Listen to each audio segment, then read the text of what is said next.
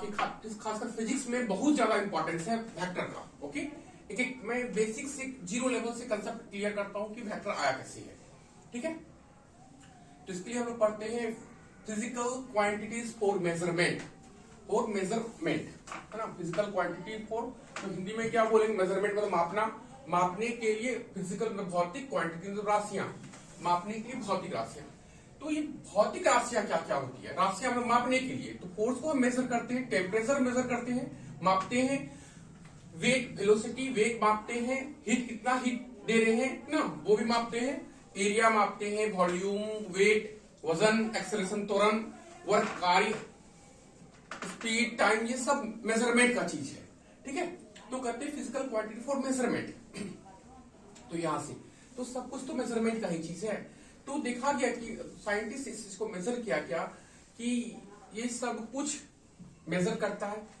तो क्या मेजर करता है, फोर्स, कितना फोर्स ताकत लगाएगा, टेम्परेचर कितना है।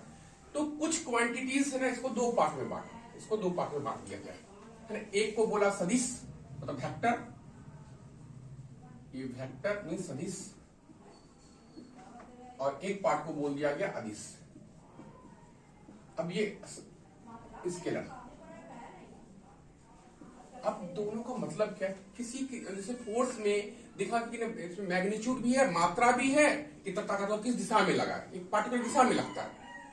और कुछ ऐसा था इसमें सिर्फ मात्रा था, इसमें दिशा नहीं था। तो रीजन होता है कि इसको हम क्यों बांटा गया। जैसे मैं फॉर एग्जाम्पल मैं ले लेता हूं ना, फॉर एग्जाम्पल मैं लेता हूं ह्यूमन। अब मैं कहूंगा ह्यूमन कितने प्रकार का होता है। एक्चुअली ह्यूमन दो ही प्रकार का होता है, एक कहते हैं मेल और कहते हैं फीमेल। ठीक है, कोई भी क्रिएचर, कोई प्राणी दो ही प्रकार का होता है ना, एक मेल और एक फीमेल ना।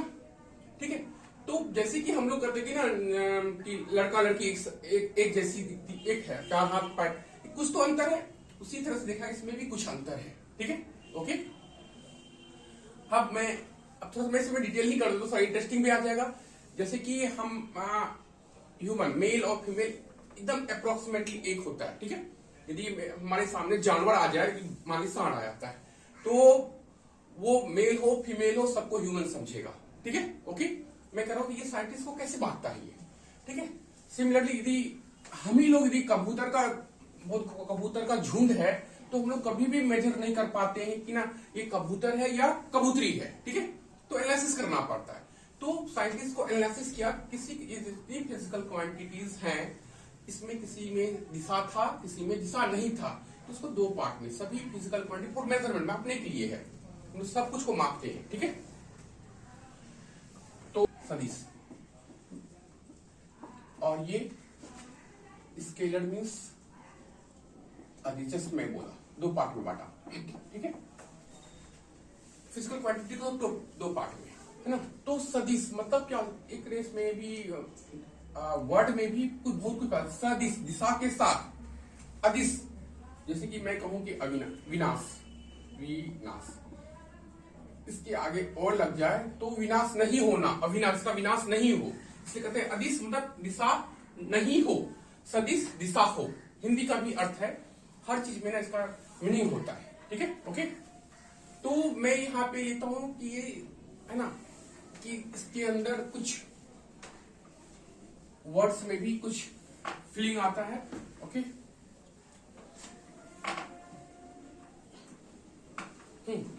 तो मैं इसमें डिटेल्स ले आता हूं आगे। तो हम लोग वेक्टर, सबसे पहले हम लोग वेक्टर और स्केलर को डिफाइन करेंगे।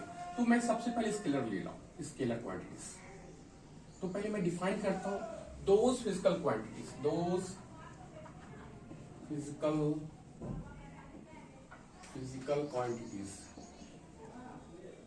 quantities which have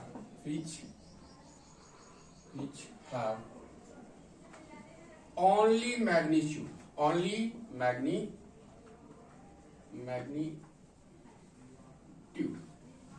but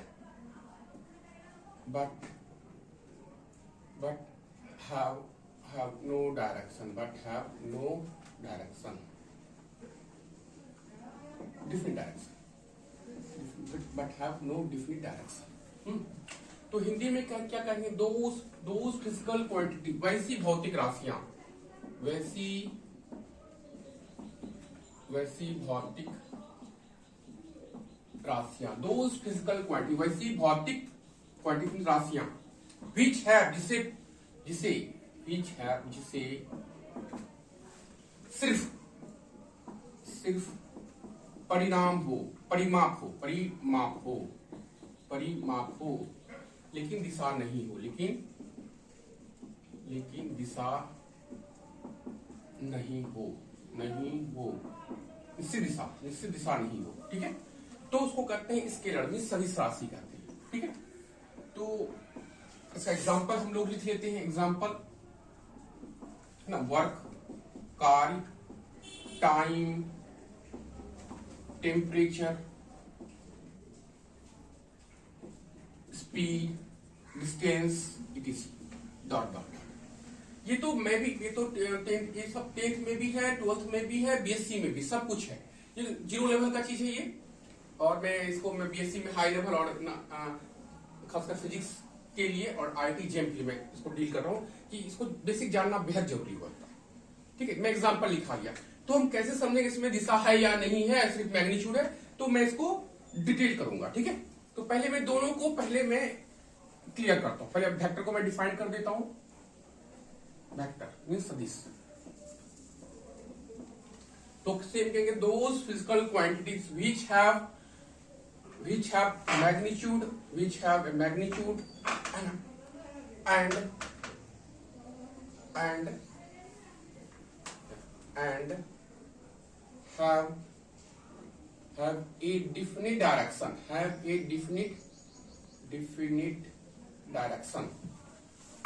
have a definite direction, but as well as obey या follow, अनुकरण करे या obey ट्रायंगल रूल और वेक्टर एडिशन,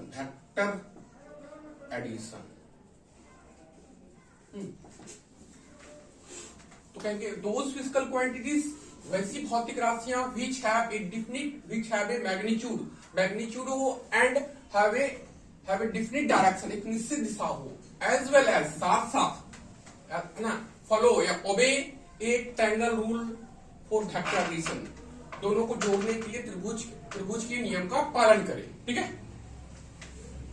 परिणाम और दिशा दोनों, परिमाप हो और दिशा एक निश्चित दिशा हो, है ना, और त्रिभुज के नियम का पालन करें, और त्रिभुज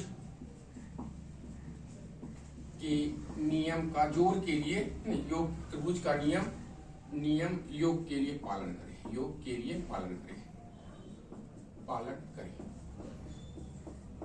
ओके। तो मैं इसके लिए एग्जांपल ले लेता हूं, ये सभी बोलते हैं, एग्जांपल ले लेता हूं, फोर्स, वेलोसिटी, है ना, वेट, एक्सेलरेशन, त्वरण, एक्सेलरेशन, ये तो मैंने ये सभी करते हैं ना।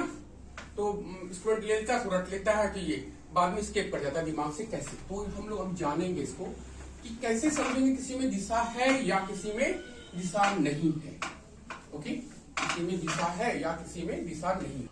फोर्स, टेम्परेचर या हीट और एक्सेलरेशन,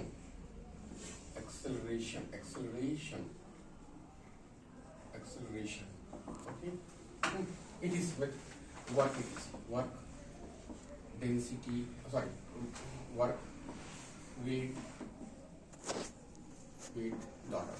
ठीक है। तो अब ये है, इसमें यहाँ पे फोर्स वेक्टर क्वांटिटी है, टेम्परेचर देखना है कि ये स्केलर है, कैसे होता है ये, ठीक है। तो मैं लेता हूं, तो यदि फोर्स वेक्टर क्वांटिटी है ना, तो मैं कहूँ कि रटने का जरूरत नहीं, कि एग्जाम डिफिनेशन किए और, है ना, और एग्जाम्पल लिख दिए, तो हम लोग जानेंगे कैसे किसी में डायरेक्शन है या नहीं है ना। तो कैसे एनालिसिस करेंगे, ये वेक्टर है और टेम्परेचर स्केलर है, ठीक है। तो मैं मैं कहता हूं कि फोर्स यदि वेक्टर क्वांटिटी है तो इसमें दोनों चीज होना चाहिए, मैग्नीट्यूड होना चाहिए और इसमें डायरेक्शन भी होना चाहिए, एक निश्चित दिशा भी होनी चाहिए, दोनों होना चाहिए। यदि टेम्परेचर है तो इसमें निश्चित दिशा नहीं होगा, सिर्फ मैग्नीट्यूड होगा और डायरेक्शन नहीं होगा, डायरेक्शन नहीं होगा। ठीक है, तो एनालिसिस करना है, जानना कैसे कि होता है नहीं, तो जिन्हें के एग्जांपल देख लिए दो चार से, इसी को भी हम मेजर कर सकते, एनालिसिस कर सकते हैं कि उसमें डायरेक्शन है या नहीं है। ठीक है, तो सबसे पहले मैं फोर्स को ही करता हूं मेजर, फोर्स का एनालिसिस करता हूं कि इसमें डायरेक्शन है या नहीं है। तो फोर्स यदि डायरेक्शन है मैग्नीट्यूड होगा। ठीक है, तो मैं एक चीज मैं कहूंगा कि इंडोर गेम में कैरम सबसे बेस्ट गेम है ना। यदि को बच्चा बचपन से ही यदि वो क्या है कि कैरम खेलता है तो थोड़ा सा ना एनालिसिस करना कि आपके सामने हम लोग 1 मिनट की 10 सेकंड की ऐसे करके यूं स्ट्राइक करते, स्ट्राइकर लगाते हैं, तो इन कैरम से हम जब स्ट्राइक करते हैं हमारा कंसंट्रेशन पूरा फुल रहता है। जो बच्चा कैरम में खिलाफ पढ़ने में अच्छा, तो वो ब्रेन का साफ माइंडेड होता है, नो डाउट। नहीं तो 2 मिनट 1 मिनट के लिए ऐसे करना, 10 बार ऐसे करके देखना है, तो उस वक्त जब तक हम स्ट्राइकर लगाते हैं ऐसे यूं करके, तो हमारा दिमाग कंसंट्रेट होता है। ठीक है, तो मैं कहता हूं कि अब मैं कहता हूं फोर्स में मैग्नीट्यूड कैसे, मैं 2 फॉर्मूला, एक ये जो लंबा गया ह्यूमन बॉडी जो होता है वो फील कर जाता है, जैसे कि कल आज किसी चाटा लगा कस के लंबा गया तो ह्यूमन बॉडी फील कर उसको लगा कस के, तो फोर्स मेजर करता है। तो मैं ये लेता हूं कि इसमें मैं फोर्स लगा रहा हूं। ठीक है, 10 मैग्नीट्यूड का मैग्नीट्यूड डाल रहे हैं इसमें, अब देखता हूं इसमें दिशा है या नहीं है। ठीक है, ये यहाँ पे पूरा स्ट्रेट रहता है, स्ट्रेट जाता है, जिस दिशा में मारूंगा वो उसी दिशा में जाएगा। ठीक है, ओके, उसी दिशा में जाएगा, जिस दिशा में फोर्स लगाएगा उसी दिशा में ये हमारा पेन गया। ठीक है, अब लेते हैं टेम्परेचर, तो ये क्या कहेंगे, इसमें मैग्नीट्यूड भी है और डायरेक्शन भी है, परिमाप भी है और दिशा भी है। अब टेम्परेचर लेता हूं। ठीक है, लोहे का बना हुआ, लोहे का, we assume that it is made from, it is a steel, iron का बना हुआ ये है। तो मैं इस पोर्शन पे यहाँ पे हिट करता हूँ, यहाँ पे मैं हिट कर रहा हूँ। ठीक है, तो ये गर्म होगा, गर्म होते तो यहाँ गर्म होगा। जब मैं हिट कर रहा हूँ 2 कैलोरी 10 कैलोरी 50 कैलोरी होगा, फिर खर्च होगा। तो मैग्नीट्यूड में डाल रहा हूँ, तो देखता हूँ दिशा है या नहीं है। यहाँ पे हिट किया मैं, गर्म होते तो यहाँ भी गर्म हो गया। मैं तो हिट इस दिशा में कर रहा हूँ लाइटर से ऐसे करके।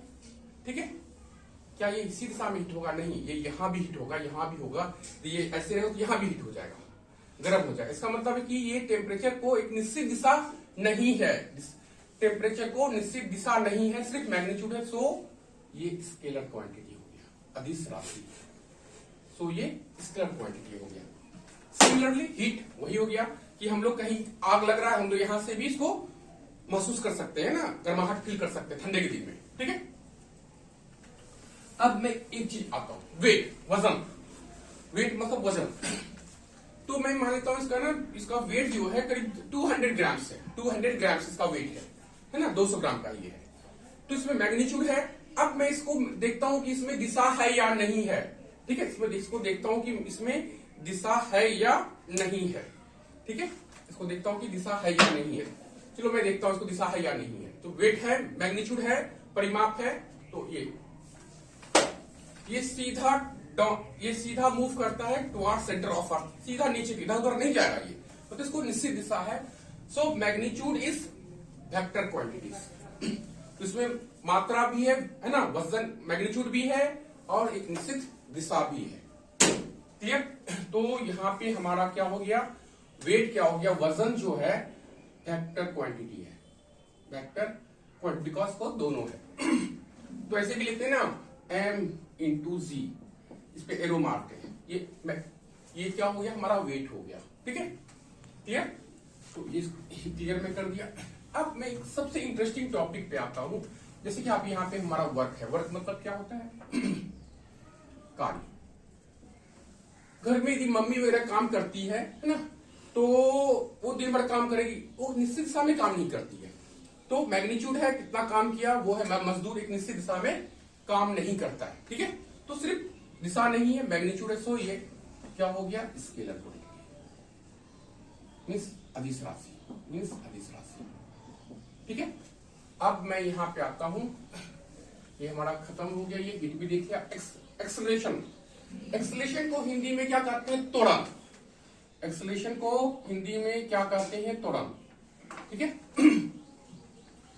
अब देखो, ये मैं इसलिए एनालिसिस कर रहा हूं खासकर बीएससी और आईआईटी के लिए कि सब्जेक्ट के बारे में पता होना चाहिए, इंटरेस्ट आना चाहिए, तभी हम लोग आगे बढ़ेंगे। नहीं कि हम लोग बीएससी कर रहे हैं, आईआईटी इंजीनियरिंग कर रहे हैं, है ना, तो उससे बेसिक सब कुछ पता होना चाहिए, कैसे होता है, क्यों होता है। तो मुझे साइंस में सब्जेक्ट के प्रति इंटरेस्ट आता है। ठीक है। तो त्वरण को डिफाइन कैसे करते हैं? Rate of change in velocity, वेग में परिवर्तन की दर को हम लोग त्वरण कहते हैं। वेग में परिवर्तन की दर को त्वरण कहते हैं। Rate of change in velocity means त्वरण। अब हम लोग जानना चाहेंगे कि ये त्वरण वेक्टर है या स्केलर है। तो सभी बच्चे जानते हैं कि ये वेक्टर है, तो इसका मतलब जानते हैं तो वेक्टर है तो उसमें मैग्नीट्यूड भी होना चाहिए और दिशा भी होनी चाहिए। ठीक है। तो मैं इसको ले रहा हूं, इसमें दिखाना चाह रहा हूं कि इसमें मैग्नीट्यूड भी है और प्लस डायरेक्शन भी है, प्लस डायरेक्शन भी है। क्लियर? तो मैं एक छोटा सा इसके एनालिसिस करता हूं कैसे ये है। जैसे कि बच्चा 7 साल 8 साल का होता है तो साइकिल सीखना शुरू करता है। ठीक है। तो साइकिल सीख लेता है तो सबको दिमाग में होता है कि हम ढाल पे चले, है ना, ढाल पे, स्लोप पे चले, है ना। तो उसमें एक मजा भी बहुत आता है बच्चों को। छोटे छोटे में हम लोग भी बहुत ज्यादा मजा, साइकिलिंग करना बहुत पसंद आता है, खासकर ढाल पे बेटर। तो जो बच्चा और जो बाइक जानता है उसके लिए तो बहुत इजी है इसको समझाना, है ना। लेकिन मैं साइकिल से एग्जांपल लेता हूं। जब बच्चा साइकिल सीख लेता है, जब ढाल पे जितना ढाल होगा, तो जैसे ही ढाल पे आता है तो एकदम बच्चा ना एकदम हैंडलेस स्पीड लगातार बढ़ता है। Rate of change in velocity, वेग में लगातार परिवर्तन होता है। तो उस वक्त वहां त्वरण होता है। उस वक्त वहां पे क्या होता है? त्वरण होता है ना, एक्सेलरेशन होता है। तो बच्चा क्या करता है? हैंडल सीधा रखेगा, कहीं गिर ना जाए, क्योंकि त्वरण जो एक निश्चित दिशा में होता है। यदि कोई गिर गया तो वो स्किड कर जाता है ना, वो ना गिर जाता है साइकिल पर से, तो साइकिल उठा, टांग हाथ भी टूट जाता है ना, काफी चोट आता है। ठीक है। जो त्वरण जो होता है निश्चित दिशा में होता है। इससे भी बेस्ट एग्जांपल है जो स्टूडेंट है ना, जो स्टूडेंट बाइक चलाना जानता है। ठीक है। बाइक, है ना, बाइक कुछ है ना। ठीक है। मैं बाइक एग्जांपल ले रहा हूं। जब बच्चा बाइक सीखता है ना, तो जब सीखने क्रम में एक्सेलरेशन से ही एक्सेलेटर बना हुआ है। एक्सेलेटर जो स्पीड बढ़ाते हैं हम लोग, ठीक है, उसी से बना हुआ है। जब सीखता है तो जब इसमें कमांड्स को नहीं होता है, वो चलाना, साइकिल सीख लिया है तो बाइक चलाना बहुत इजी है। ठीक है। इन बच्चा को उसके एक्सेलेटर पे जो एक्सेलरेशन देते हैं उस पर कमांड नहीं होता है, लगाया वो और देखा, थोड़ा सा यदि घूम गया तो इतना फास्ट स्पीड लेता है कि कंट्रोल नहीं कर पाता और हमारा हैंडल है ना, हैंडल बैलेंस का वो स्किड करता, वो बाइक क्या टांग हाथ भी टूट जाता है। मैं अपने आंख से भी बहुत लोग देखा कि ना सीधा दीवार में धक्का मारा, वो तो हाथ पैर क्या ऊपर भी चल जाता है, बाइक भी खत्म। तो एक्सेलेटर और एक्सेलेरेशन हम लोग कब देते हैं? एक्सेलेरेशन कब देते हैं? देखते हैं खाली जगह है तो एक्सेलेटर बढ़ाते हैं। कितना भी एक्सपर्ट हो, जब और एक्सेलेरेशन एक निश्चित दिशा में भागता है। एक्सीडेंट कब होता है? नया नया बाइकर से, जब वो एक्सेलेटर पे कमांड है तो एक्सेलेटर घूम गया कसके, एकदम इतना फास्ट लेता है, बैलेंस नहीं कर पाता, उसका दिशा चेंज होता है, वो स्किड कर जाता है। तो सबसे बड़ा एग्जांपल है त्वरण की दिशा कैसे होता है। तो हमेशा जो एक्सेलरेशन देते हैं एक निश्चित दिशा में देते हैं। यदि हमको बैलेंसिंग नहीं रहा और हैंडल हिरा तो स्किड, कितना बड़ा बाइकर हो वो एक्सीडेंट होना ही होना है, टांग हाथ है ना तोड़ लेता है, खासकर बाइक सीखने में। ठीक है। ओके। तो अब ये सबसे इंटरेस्टिंग, क्योंकि जनरल लाइफ से इसका मैच करता है। ठीक है। तो अब हम लोग, मुझे लगता है कि सब समझ गया होगा कि किसी में कैसे एनालिसिस करेंगे कि वेक्टर क्वांटिटी है, दिशा है या नहीं है, मैग्नीट्यूड सब में होता है। ठीक है। ओके। तो इसका एक और भी एक तरीका है कि चलो करंट है, इसमें मैग्नीट्यूड भी होता है, दिशा भी होता है, but do not follow triangle rules. ये ट्रायंगल रूल को फॉलो नहीं करता है। ओके। जिसको कहते हैं लॉ ऑफ वेक्टर एडिशन। ठीक है। Triangle law of vector addition, है ना। जब दो वेक्टर राशि को जो माना जाती, दो वेक्टर को, वो ट्रायंगल लॉ को फॉलो करेगा ये। ठीक है। कहते हैं कि दो भुज, जैसे ए वेक्टर है और ये बी वेक्टर है ना, त्रिभुज का ये त्रिभुज का नियम हुआ। ठीक है। अब मैं ये कहूंगा कि त्रिभुज का जो नियम है ये, ठीक है, इसको किसी वेक्टर क्वांटिटी जोड़ने के लिए त्रिभुज के नियम को ही क्यों पालन करें, मैं इसके बारे में मैं डिटेल से, है ना, डिटेल्स में पढ़ाऊंगा। अभी तो मेरा बीएससी क्लास है ना, डिटेल से समझाऊंगा क्योंकि सब बच्चों का जेईई मेन एडवांस एग्जाम है। तो मैं सिर्फ बेसिक क्लियर के लिए क्यों माना जाता है इसको, इसका रिजल्टेड आर होता है ना। त्रिभुज की दो कंसेक्यूटिव साइड्स को लगातार भुजा को जो जोड़ते हैं ए और बी को लगातार होनी चाहिए। और ये तीसरी जो भुजा जो होती है ये ऑर्डर में, यहां से यहां एरो दिखा दिए, फिर यहां से यहां ऑर्डर में हुआ। तीसरी भुजा ऐसे नहीं कि उल्टा डायरेक्शन में होता है ना, तो ये रिजल्टेंट कहलाता है। तो आर वेक्टर बराबर ए वेक्टर प्लस बी वेक्टर ना। बट सबको पता होना चाहिए ये दोनों सेम फिजिकल क्वांटिटी होनी चाहिए। यदि फोर्स है, ए फोर्स है तो बी फोर्स ही होगा, तभी ये ऐड होगा। सेम फिजिकल क्वांटिटी को ऐड किया जाता है। दो फोर्स आपस में जुटेगा, एक्सेलरेशन आपस में जुटेगा, ठीक है।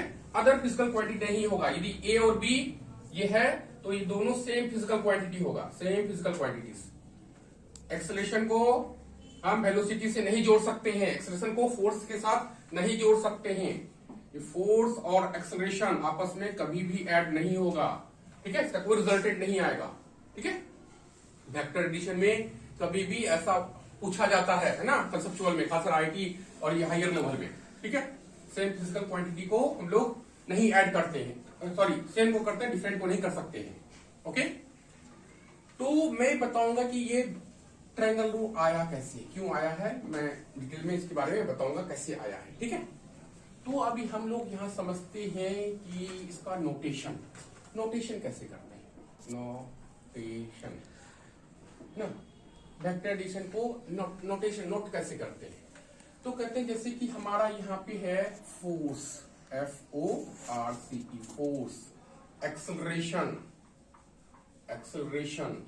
वेलोसिटी। मैं 3 एग्जांपल लेता हूं। वेलोसिटी, तो इसका नोटेशन जहां से ये स्टार्ट होता है, इसका फर्स्ट कैपिटल लेटर को इंडिकेट करते हैं F, इसके ऊपर एरो लगाते हैं, ठीक है। ये हो गया फोर्स। अब ये एक्सेलरेशन है, इसका पहला लेटर, और ये एरो लगाते हैं इसके ऊपर, ठीक है। यदि एरो जैसे F है तो ये नहीं लगा, एरो लगा तो सिर्फ इसमें मैग्नीट्यूड लेते हैं, मतलब 10 न्यूटन, डायरेक्शन नहीं लेंगे इसमें, डायरेक्शन यहाँ पे जो होगा डायरेक्शन नहीं लेंगे।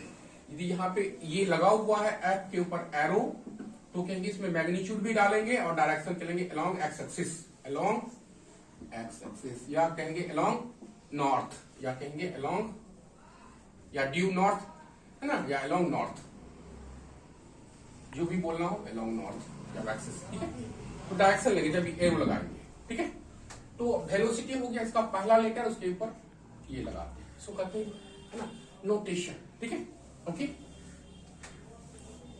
और ये सबसे बड़ी बात है, वेक्टर को रिप्रेजेंट कैसे करते हैं। मैंने नोटेशन पहले ले लिया, रिप्रेजेंट कैसे करते हैं, है ना, ओके। तो रिप्रेजेंट वेक्टर को हम लोग एरो से करते हैं, एरो से, है ना। अब एरो से क्यों करते हैं, है ना, इसके पीछे मैं इसको थोड़ा सा बता ही देता हूँ कि इंटरेस्टिंग होना चाहिए, सभी बच्चों को जानना चाहिए। 10th में भी है, 12th में भी है, बीएससी और इंजीनियरिंग में और पूरा फिजिक्स में वेक्टर ही वेक्टर है ना, पूरा खासकर ना 12th में इलेक्ट्रोस्टैटिक मैग्नेटिक फील्ड पूरा वेक्टर से भरा हुआ है, ओके। और हायर में तो और ज्यादा, बीएससी में और इंजीनियरिंग में पूरा वेक्टर से ही है। वेक्टर समझते तो पूरा फिजिक्स समझेंगे, मैथ समझेंगे, ठीक है। बीएससी में तो कुछ ज्यादा ही है, ठीक है। नोटेशन, ये मैं नोटेशन, अब ये नोटेशन तो ये जो ऐसे देते हैं ना, सिर्फ यही नहीं देते, आप एनसीईआरटी आज से 708 साल पहले किसी भी वेक्टर को नोटेशन कैसे करते थे। तो क्या जब प्रिंटिंग मीडिया डेवलप नहीं थी ना, तो जो प्रेस में छपता है, यदि हम ना मान लीजिए फोर्स लगाए तो एफ का डिजिट डालता था, OR है ना, वो जैसे बल डालेंगे हिंदी में भी, तो वो का एक गिट आता था, है ना, वो फंसता था और फिर प्रिंट होता था। बॉल लो छुटा के इसमें बल बल बल आते चल जाएगा, है ना।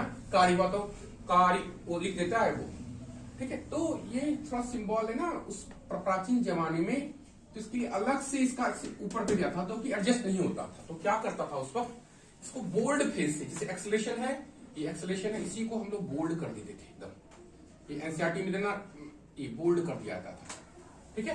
तो ये कहा गया वेक्टर क्वांटिटी, क्योंकि मीडिया उसमें डेवलप नहीं थी, इसी को इंक मार के इसको थोड़ा सा मोटा कर देता था, कहेंगे ये वेक्टर है, ठीक है।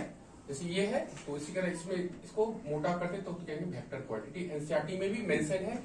मैं ये बताया कि बोल्ड क्यों किया, कि मीडिया उतना डेवलप नहीं थी कि अलग से इसके ऊपर एरो लगाया जाए, तो है ना, प्रिंटिंग बुक छपने वगैरह में, तो इसी को बोल्ड कर दिया था। ये एनसीईआरटी में मेंशन है, या गूगल सर्च करना है तो पता चलेगा बोल्ड किया जाता था इसको। ठीक है, अब मैं लेता हूं, मैं ये 0 लेवल का बेसिक ले रहा हूं। ओके, जैसे ये वेलोसिटी हुआ तो वेलोसिटी को ऐसे बोल्ड कर दिया जाता था। ठीक है, ये इसको बोल्ड कर देते थे, तो क्या मैग्नीट्यूड भी है, डायरेक्शन भी है। ठीक है, ओके। अब एक चीज मैं बता देता हूं, जैसे कि यहाँ पे मैग्नीट्यूड वेलोसिटी लेना तो v और एरो, इसके ऊपर ये दो है ना मॉडल्स लगाते हैं, तो जैसे ही लगाएंगे तो इसका एरो साइन खत्म, v सिर्फ उसमें मैग्नीट्यूड लेंगे, है ना। इसी तरह से वेलोसिटी है, प्रिंटिंग ये ऐसे है, मोटा है ना, तो इसमें वेक्टर साइन है, और ये लगाएंगे तो ये सिंपल v हो जाएगा। इसके साथ सिर्फ वेलोसिटी है तो कहेंगे 5 मीटर पर सेकेंड, दिशा देने का जरूरत नहीं, 5 मीटर पर सेकेंड। अदरवाइज इसमें कहेंगे 5 मीटर पर सेकेंड, है ना, अलोंग वाई एक्सिस, या कहेंगे नॉर्थ साउथ, जो भी कहना हो कहेंगे। ठीक है, तो जब भी वेक्टर हो तो ये मैग्नीट्यूड डालेंगे, और यहाँ ये हमारा डायरेक्शन को इंडिकेट करेगा, और मॉड लगा देंगे तो सिर्फ ये इसका एरो साइन खत्म, और यहाँ पे इसका बोल्डनेस खत्म, जो बोल्ड किए हैं वो खत्म, सिर्फ ये डालेंगे। ठीक है, और एनसीईआरटी में बहुत कुछ बेसिक दिया रहता है, टीचर काम इसको एनालिसिस करे, डिटेल्स करे, क्यों आता है नहीं आता है। ठीक है,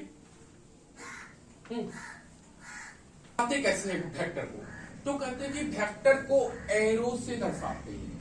एरो मीन्स तीर, एक तीर द्वारा दर्शाते हैं, है ना। तो इसको मुझे एनालिसिस करने में मुझे 10-5 मिनट लगेगा, सिर्फ इसको बताने में कि तीर द्वारा ही क्यों किया जाता है। खासकर जो बच्चा 10th में है, 12th में, बीएससी और एमएससी वाले को काफी इसका यूज है, कि जानना पड़ता है कि मास्टर्ड इन साइंस। ठीक है, मैं कुछ ही दिन में एमएससी की क्लास स्टार्ट करूंगा, सब बच्चे आ जाएंगे तो होली के बाद, है ना। ठीक है, तो उन लोग और पीएचडी वाले तो और भी ज्यादा जानना चाहिए, बच्चों को भी जानना चाहिए कि एरो द्वारा क्यों इंडिकेट करते हैं। मैं थोड़ा सा डिफाइन कर देता हूं। A vector is represented by an arrow, एक वेक्टर को तीर द्वारा रिप्रेजेंट करते हैं, है ना। The length of arrow,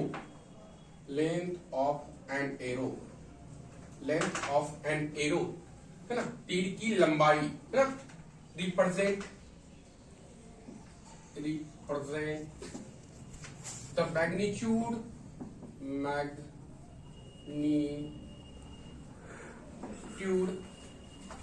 of vector quantity, vector okay, given vector na, while the direction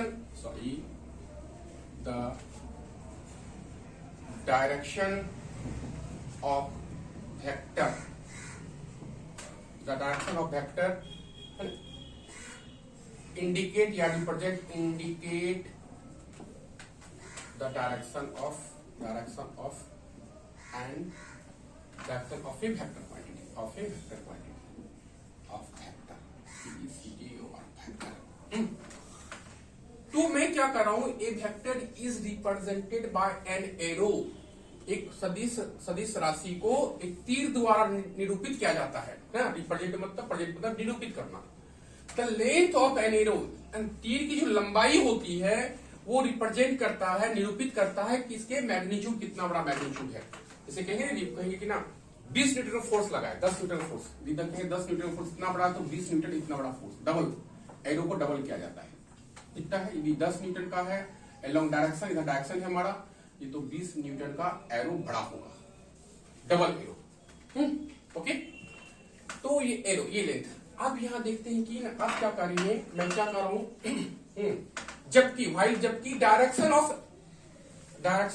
an arrow, कितने मिनट का ह्यूमन एरर हो जाता है ना। ओके, डायरेक्शन ऑफ एरो का जो दिशा है वो वेक्टर के दिशा को इंडिकेट करता है, इंगित करता है किस दिशा में है।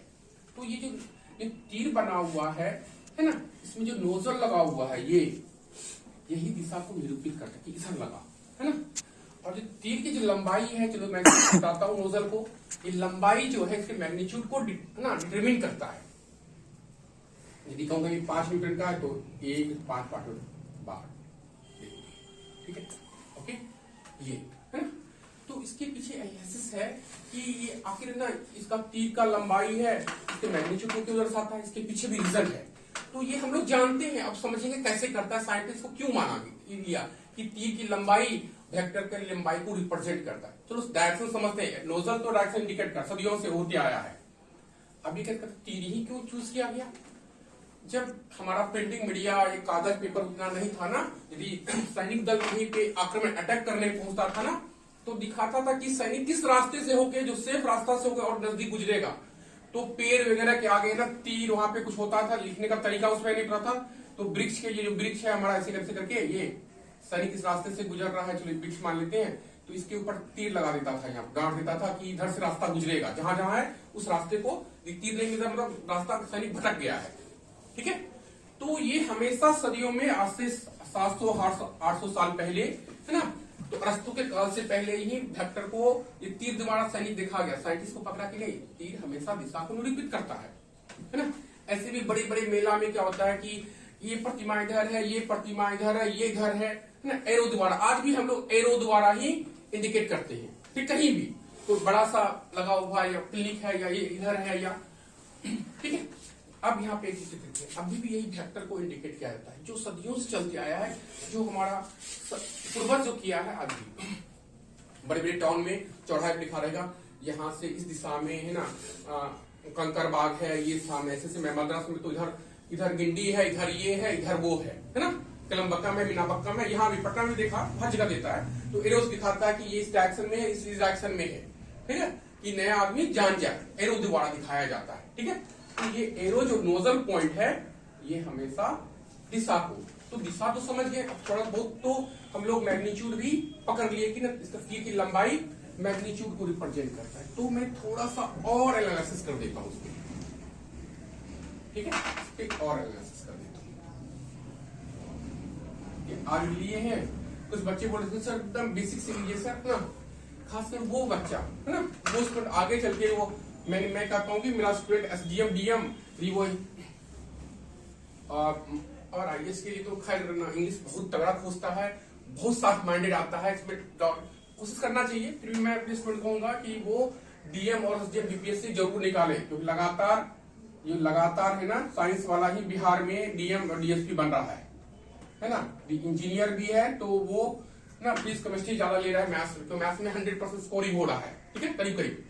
और IAS में क्या होता है, स्केलिंग कर देता है। यदि कोई बच्चा ना 500 में यदि वो 480 नंबर भी लाया है, तो उसका कंपैरिजन कर देता आर्ट्स वाले का। आर्ट्स वाला कभी भी 60-65 से अधिक नहीं लाया है, ठीक है, ज्यादा मैक्सिमम 66%। तो ये 66 मान कोई हाईएस्ट 66% गया, तो उसका स्केलिंग करके ये 74-76% आ जाता है, 73% में, ठीक है, स्केलिंग करके। तो थोड़ा साइंस में वेटेज क्या होता है, 10% मार्क्स ज्यादा आता है, लेकिन साइंस वही लेता है 500, ऑप्शन पेपर का 500 वही लेता है जो कि पैशन है, एक्स्ट्रा मेहनत ना करना पड़े उसको, क्योंकि 10 गुना टफ पड़ जाता है उसको, ठीक है। इसलिए इंजीनियर्स वगैरह भी आर्ट्स लेता है। ओके, मैं कहूंगा जितना भी हमारा स्टूडेंट MSc वगैरह के आ रहा है या ग्रेजुएशन में है, मैं अभी से ही पार्ट 1 से ही उसका मैं बेसिक क्लियर करना चाहूंगा। उन सबका एकदम, ये तो 10th वाले को फायदा करेगा, 12th वाले को फायदा करेगा, खासकर इन सब पोस्ट के लिए जो साइंस से बैठ के उन लोगों को काफी फायदा करेगा, ठीक है, ओके। तो मैं ये बताया, अब मैं बताता हूँ कि इसको एरो को कैसे दर्शाते हैं। मैं जानता हूँ कि ना, मैं आज तक मैं नहीं आ रहा था कि ऑनलाइन की कॉपी करेगा, तो कॉपी करने से मुझे डर भी नहीं लगता है, कोई कॉपी मेरा करता है। जितना यहाँ पे ज्यादातर टीचर है ना, यूट्यूब से दूसरे का तीसरे का देख देख के कॉपी करता है, और साइंस में कॉपी करना बेहद आसान है आर्ट्स की तुलना में, ठीक है। तो मैं आता हूं ग्राफ पे, है ना, एरो को ही क्यों लेते हैं, ये बचपन से ये सब ग्राफ पढ़ा है ना। कहूंगा ये 10 सेकेंड है, ये 20 सेकेंड है, ये 30 सेकेंड है, ये 40 सेकेंड, इधर टाइम लेते हैं, ठीक है, इधर डिस्टेंस या कुछ भी लेते हैं, क्योंकि ये 20 मीटर है, ये है ना, सॉरी ये 10 मीटर है, ये 20 मीटर है, ये 30 मीटर ऐसे मीटर में लेते हैं, अगर मीटर ले लिए है ना, डिस्टेंस मीटर में। क्या इतना बड़ा, क्या ये 10 सेकेंड है, इतना बड़ा क्या 20 सेकेंड है? नहीं, ये रिप्रेजेंट करते कि इतना बड़ा 10 सेकेंड है तो इतना बड़ा यहाँ से यहाँ 20 सेकेंड होगा। यहाँ कुछ और भी लेता ग्राफ में लेते हैं, तो वो कहते हैं कि ये जो लाइन है ना, तो हम ग्राफ में बहुत पहले से पढ़ते आए, ये ना 10 यूनिट का है ना, तो इससे बड़ा लाइन 20 यूनिट का है, मैग्नीट्यूड को रिप्रेजेंट करता है। क्या ये 10 मीटर? नहीं, कहेंगे 10 मीटर इतना बड़ा है तो 20 मीटर इतना बड़ा होगा, इससे डबल होगा। और डबल करते भी हैं हम लोग, है ना, ग्राफिकल रिप्रेजेंटेशन ऑफ वेक्टर पढ़ेंगे, ये सब आइडिया होना चाहिए। मैं फिर से, जो कमिंग स्टूडेंट है 11th में जो आ रहा है, खासकर भागलपुर या कहीं भी आ रहा हो, यूनिट डायमेंशन में टीचर टाइम वेस्ट करता है। यूनिट एंड डायमेंशन ये बहुत इजी चीज है, ये 10th में ही जानना चाहिए। और खासकर ये कहीं से बुक्स देख ले और ऑनलाइन पढ़ ले, इसमें ऑफलाइन पढ़ने का कोई जरूरत नहीं। खासकर भागलपुर एरिया में बच्चों को बेवकूफ बनाया जाता है इस पे, एक महीना, 15 दिन, 10 दिन, जबकि 5 दिन का भी चीज नहीं है डायमेंशन। ठीक है, हाँ, ये शिक्षा क्रम है, बेसिक चीज है जो बताओ। यहाँ पे कुछ टीचर क्या करते हैं, सेंटीमीटर, 1 किलो में कितना सेंटीमीटर है, इतने में कितना है, ये केजी, ये सब पढ़ाते हैं और टाइम वेस्ट करते हैं। खासकर फिजिक्स में, मैं फिजिक्स, खासकर फिजिक्स और मैथ्स इंपॉर्टेंट होता है, तो मैं कहूंगा कि यहाँ का टीचर जो ना 25% भी सिलेबस 11th का नहीं पूरा करता है। 11th इज टू इम्पोर्टेंट, बहुत ज्यादा इंपॉर्टेंट है, पूरे ना कि 12th के लिए, पूरे फ्यूचर के लिए। ठीक है, 11th इंपॉर्टेंट है। मैथ्स तो हद से ज्यादा इंपॉर्टेंट है, मैथ्स का टॉपिक हद से ज्यादा इंपॉर्टेंट है ना। तो 11th tougher in comparison to 12th। यदि हमारा 11th अच्छा है तो हमारा बीएससी अच्छा होगा, 12th भी अच्छा होगा और आगे हायर स्टडी अच्छा होगा। सबसे बड़ी बात है यहाँ का टीचर, आप लोग जहां भी स्टूडेंट पास कर रहा है, 10th पास करके यूनिट डायमेंशन सीखने के लिए टीचर 10 दिन, 20 दिन, 1 महीना लगा रहा है। खासकर इस एरिया में, है ना, सराय भागलपुर एरिया में काफी टाइम कंज्यूम करता है वो, और न्यूटन्स लॉ और ये वो सब खींच देता है। सिलेबस तो 11th का कभी पूरा ही नहीं करता, 30%, 25% भी सिलेबस पूरा नहीं करता है। ओके, खैर मैं ये अवेयर कर दिया, सावधान कर दिया आने वाले स्टूडेंट को, जो भी 10th कल एग्जाम खत्म हुआ है 10th बोर्ड का, वो मेरे वीडियो को जरूर देखे, है ना। और अवेयरनेस में मैं डायमेंशन पे ऑनलाइन ले लूंगा और मैं बता दूंगा, 2-4 क्लास में ही अच्छे से क्लियर होता है। ये नहीं कि 1 किलोमीटर में कितना मीटर है, कितना सेंटीमीटर है, बस पढ़ा के और बेवकूफ बनाना। ठीक है, ये बच्चों को फ्यूचर बर्बाद करना होता है। अभी 10th मैं डिक्लेयर करता हूं कि इस बार का जो 12th एग्जाम हुआ है, सभी बच्चे जान ले, केमिस्ट्री में 40% स्टूडेंट पास कर रहा है, ये सर्वे का रिपोर्ट है। ठीक है, और यदि गवर्नमेंट बोर्ड 3 से 5 मार्क्स ग्रेस मार्क्स देती है तो ये पास परसेंटेज 70 प्लस 60, 65 प्लस 270 प्लस जाएगा, है ना। ओके, ये गवर्नमेंट ये करना चाहती है कि बच्चा पढ़े और सही जगह पढ़े, इसमें गवर्नमेंट का कहीं रोल नहीं है ना। ये बच्चों का फ्यूचर, ये टीचर लो लेवल का जो जितना भी, मैं ये कमेंट नहीं करना चाहता किसी टीचर पे, लेकिन बच्चा अपने से जाने और भीड़ वाले संस्था से जाने से बचे। ठीक है, ओके, भीड़ वाले संस्था से जाने से वो बचे, अपना फ्यूचर देखे और इन डायमेंशन में टाइम वेस्ट ना करे। Maths too much important for physics. ठीक है, तो मैं ये बता रहा था, ठीक है, यदि इतना बड़ा लेते हैं ये, तो इससे डबल ये होता है। तो वही कहते कि एरो इतना बड़ा है, 10 मीटर, 10 का है, और ये कहते तीर की लंबाई और इसके मैग्नीट्यूड को रिप्रेजेंट करता है। इसमें एरो लगा दिए, ये भी कहेंगे ना, ये 10 मीटर है तो करीब करीब ये हमारा डबल 20 मीटर दिशा ये। अब तो हम समझ गए कि तीर की लंबाई वेक्टर क्वांटिटी मैग्नीट्यूड को देता है, और ये हमारा एरो जो है, नोजल है, पूरा नोजल लगाते ही एरो बन जाता है, दिशा को भी दोनों चीज देता है। इसीलिए वेक्टर को हम लोग तीर से दर्शाते हैं। इसको कहते हैं हेड, शीर्ष, और इसको कहते हैं टेल। Okay, clear. तो इसी तरह से हम लोग कहीं भी, हम लोग ये जो है ना ग्राफ, ये कहीं भी है, सिर्फ ग्राफ में नहीं है, नंबर काउंटिंग में भी है ना। 1 2 3 इतना बड़ा, 1 2 3 4 ऐसे भी लेते हैं, अगर -1 में -2। ओके, मैं ज्यादा टाइम नहीं लेना चाहता, काफी बच्चे समझ गए, ऑफलाइन में आएंगे मैं उसे और डिटेल से समझा दूंगा। ठीक है, तो मेरा यहाँ पर्पस था, इसके बाद हम लोग ग्राफिकल पढ़ाएंगे, ग्राफिकल, क्योंकि यहाँ पे सभी बच्चे काफी कुछ समझते हैं, graphical representation of vector, graphical representation of vector, ये काफी इंपॉर्टेंट है बेसिक के लिए, एकदम इसमें काफी इंपॉर्टेंट है, मैथ्स में भी इंपॉर्टेंट है ना। तो वेक्टर जो टॉपिक मैथ्स का है, मैं इसको लेके चल रहा हूँ। अभी तो हमारा बैच बीएससी का चल रहा है आरटीजीएम के लिए, तो मैं कहूंगा कि ग्राफिकल मैं डिटेल में पढ़ाऊंगा। ठीक है, तो सबसे तो मैं ये सबको ड्रॉप करके मैं थोड़ा सा बीएससी को, क्योंकि एग्जाम है तो सबके लिए पोजीशन फैक्टर इंपॉर्टेंट रहता है। ठीक है, मैं डिटेल में सबको ले जाऊंगा पोजीशन फैक्टर।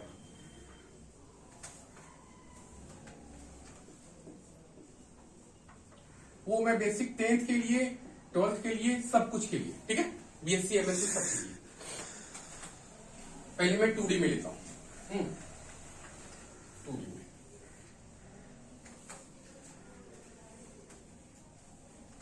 चलो ये हो गया भाई।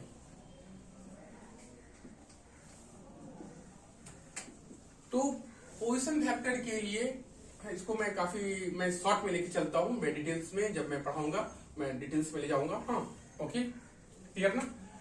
तो अलोंग एक्स एक्सिस के अलोंग आई यूनिट मानते हैं, इसके डायरेक्शन को जे बोलते हैं। ठीक है, जे डायरेक्शन, वाई डायरेक्शन वेक्टर के टर्म में। तो मैं कहूंगी कि ना कोई भी आदमी यहां से ओरिजिन है, ये हमारा ओरिजिन है, यहां से 10 किलोमीटर यहां गया, फिर यहां आया। तो ये आदमी यहाँ पे ये है और ये देखता है कि इसका दोस्त यहाँ पे आ गया, तो इंडिकेट करता है पोजीशन कहाँ से, ये देखता है पोजीशन कहाँ है, तो हम कहेंगे इसका पोजीशन ऐसे लेते हैं। और इसी से जब भी मेजर करते हैं इसको पोजीशन को कहते हैं पोजीशन वेक्टर। मान लीजिए पी पॉइंट पे है, तो पोजीशन वेक्टर क्या होता है, ओ और पी, कहां से कहां, ऑरिजिन से पी तक, ऐसे कहेंगे ऑरिजिन से पी तक।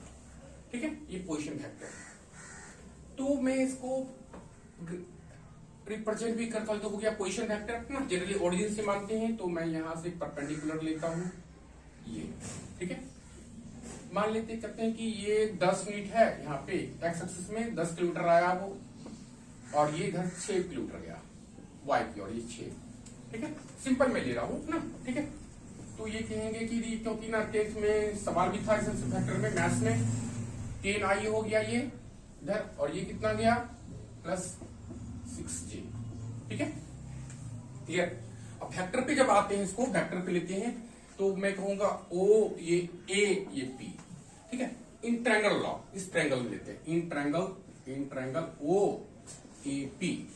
ठीक है, तो O A vector plus A P vector equal to क्या हो जाएगा, ओपी वेक्टर। ओके, ये ओपी वेक्टर, क्लियर ना। तो ये हो जाएगा हमारा, ये कितना है, ये मैंने कहा कि 6 यूनिट है, तो ये हो जाएगा 6i और सॉरी 10i और ये 6j है ना। तो ये हो गया OA का मैग्नीट्यूड इंटू आई प्लस AP का मैग्नीट्यूड इंटू j।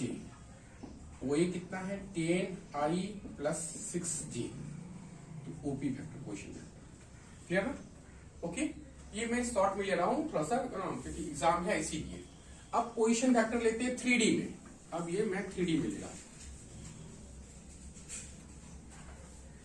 खासकर मैं 11th और 12th वाले को मैं डिटेल में ले जाऊंगा, है ना। ठीक है, क्योंकि हम बीएससी का स्टूडेंट काफी कुछ समझता है ना, समझा हुआ है। ये Z, ये Y, ये X, ये ऑरिजिन हो गया, ये हाँ। ठीक है, ओके। यदि ये पॉइंट हमारा 2 है, कोमा 3 है, कोमा 5 है, ये पॉइंट P। ठीक है, तो इसको हम लोग कैसे रिप्रेजेंट करेंगे,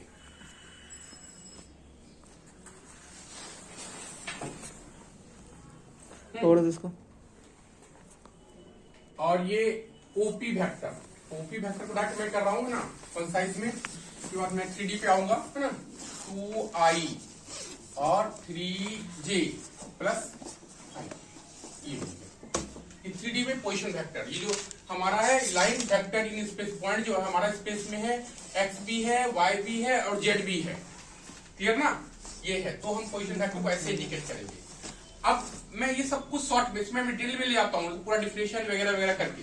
ठीक है, खासकर 11th वाले नहीं तो कॉपी आ गया, और मेडिकल नीट के लिए काफी ये काम करता है इंजीनियरिंग के लिए, ठीक है। तो यूनिट वेक्टर, तो यूनिट वेक्टर को हम डिटेल में, यूनिट वेक्टर को डिटेल में जानेंगे, ठीक है। ओके, सपोज कर दो